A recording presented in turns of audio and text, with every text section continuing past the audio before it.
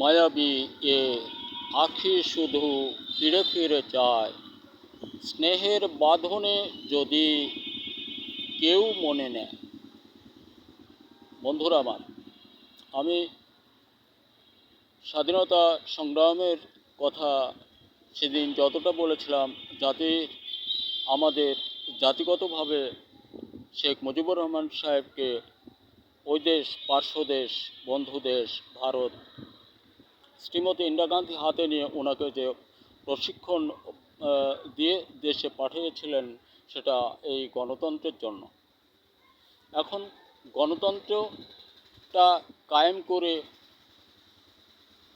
দেশ ভোট শুরু হয়ে গেল। ভোট শুরুর পর এদেশ বিজয়ী হলো। বিজয়ী হওয়ার পর ফিল্ড মার্শাল মোহাম্মদ আইয়ুব খান ক্ষমতা ছাড়লেন না। তখন উনি ভুট্টো খান কার হাতে, যাই হোক আর কি, এটা ওনার অপরাধজনক বিষয় ছিল। ওনার না ছাড়ার কারণ উনি নিজেই জানতেন। তারপর আমাদের দেশ স্বাধীনতা সংগ্রামের মাঝে অনেক কথা থেকে যায়, আমি ওইগুলি হয়তো বা পরে বলবো। একটুখানি বলি যে খুলনা থেকে শুরু করে যশোর পর্যন্ত যে ইন্ডাস্ট্রিগুলো ছিল, এটা তৎকালীন সময় ইস্ট ওয়েস্ট দুই দেশের প্রাণ ছিল, জীবন ছিল, শ্রমগার ছিল, কর্মসংস্থা ছিল। এই সংস্থাগুলি ওনরা ভারত থেকে ইঞ্জিনিয়ার দিয়ে এবং মিস্ত্রি সহ লোকজন দিয়ে, সদলবল দিয়ে, গাড়ি দিয়ে কন্টিনিউ খুলে নিতে শুরু করলেন। তৎকালীন সময় আমাদের দেশের কয়েকজন মানুষ বলেছিলেন যে আপনারা যদি এটা নিয়ে যান তাহলে আমরা বাঁচব না, অতএব আমাদের কর্মসংস্থা থাকে না। এখানে তিনরা বলেছিলেন, মানে ভারত সরকার বলেছিলেন আমাদের দেশ সরকার শেখ মুজিবুর রহমান সাহেবকে যে তোমার লোক আমাদেরকে কাজ করতে দিচ্ছে না, এই লোকগুলি তুমি আটকাও। তখন বাধ্যতামূলক ওনাদের কথায় উনি প্রত্যাখ্যান না করতে পেরে এই দেশের লোকগুলা কারারুদ্ধ করেছিলেন, সম্ভাব্য। তারপর এটা নিয়ে অনেক কিছু হলো, কিন্তু এখানে কথা জাগে যে ওনারা আমাদের বন্ধু দেশ, আমাদেরকে উপকার করলেন, কল্যাণ করলেন।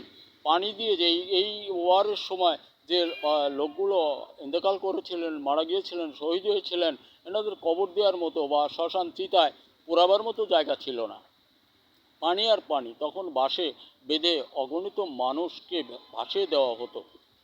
এটা কাচুম, শ্রীকাল, কুকুর, যার যা মন চাইছে মানুষগুলো ঠিক এভাবে খেয়েছে। আর ওই রক্ত বিন্দু, হাড়, হাড্ডি, মাংস আজও সারা বিশ্বময় পানিতে এটা প্রমাণ করে যে বাংলাদেশ নামে একটা দেশ স্বাধীন হয়েছিল। আর সেই স্বাধীনতার স্বাদ আমরা ভোগ করতে পারি। যেভাবে দেশ থেকে ইন্ডাস্ট্রিগুলো খুলে নিয়ে যাওয়া হয়েছিল, দেশের প্রতি রন্ধে রন্ধে যেখানে উন্নয়নমূলক একটু কিছু ছিল সেগুলো তুলে নিয়ে যাওয়া হয়েছিল। আর এ পর্যন্ত এদেশের মানুষকে লেলিয়ে দিয়ে স্বার্থপর অবস্থায় এদেশের অর্থকে লুটতরাজ করে নেওয়া হয়েছিল অতীতে। দেখুন, এটা অত্যন্ত বাস্তব কথা, অত্যন্ত বাস্তব চিত্র, অত্যন্ত যুক্তিপূর্ণ কথা যে এগুলো ভারত সরকার তৎকালীন সময় করেছিল। বর্তমান সময় ভারতীয় যারা বয়স্ক আছেন তারা ভাবলে কথার উপর স্বীকৃতি দিতেই হবে। আজকের দিন পর্যন্ত শোষণ চলছে। বন্ধুরা আমার, এই বিষয়টা দিয়ে আমি সুন্দরভাবে, মানে একটু ভালোভাবে বলার চেষ্টা করব। আর আমি আমার দেশবাসীকে স্মরণ করাচ্ছি, বাংলাদেশের ছেলে মেয়েদের, তোমরা লেখাপড়া শেখো, সুশিক্ষার শিক্ষা লাভ করো। প্রত্যেকের কাছে করজোড়ে মিনতি, লেখাপড়ার পাশাপাশি কাজে হাত দাও। সেই কাজগুলি ধুলো খেলার মতো প্রযুক্তি তৈরি, আবিষ্কার মাস্ট হবে। একজন ছেলে একজন মেয়েকে যেমন করে ভালোবাসো, তার অধিক ভালোবাসো একটা কর্মকে, এবং যে কর্মটা তুমি ধরবে আর ছাড়বে না। অফকোর্স মাস্ট, তোমার তো এইটা হবেই, শিওর। অতীতের কথাগুলি কিছু স্মরণ রাখো। দেশটা অত্যন্ত শক্তিশালী, অনেক ক্ষমতাধর লোক ছিল, দেশ ছিল, ইস্ট ওয়েস্ট দিয়ে দুইটা দেশ। আজকে তারা যেমনই থাক, আমাদের অবস্থা আমরা ভালো করে জানি। আমাদের বুকের উপর তুলো খুঁচে রান্না করে খাচ্ছে আমাদের ইলিশ মাছ, আমরা কাটাও পাচ্ছি না।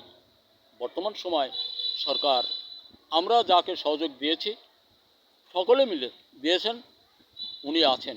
আমরা চেষ্টা করব ইলিশ মাছ খাবার জন্য। শুধু ইলিশ মাছ নয়, কর্মসংস্থান আমরা বের করে নেব। আর আমাদের দেশ থেকে যে সকল ভাই বন্ধুরা, বোনেরা এদেশের টাকা লুটে নিয়ে বিদেশ বাড়ি করছেন, ভুল করেছেন।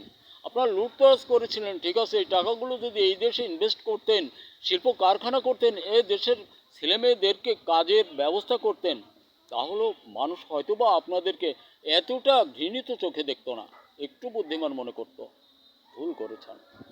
ওই বাড়ি না, ওটা জাহান্নাম। আমি আগামীকাল ভিডিওতে এই দেশ শাসন সম্পর্কে, ভারত বাংলাদেশ সম্পর্কে কথা বলবো। ধন্যবাদ।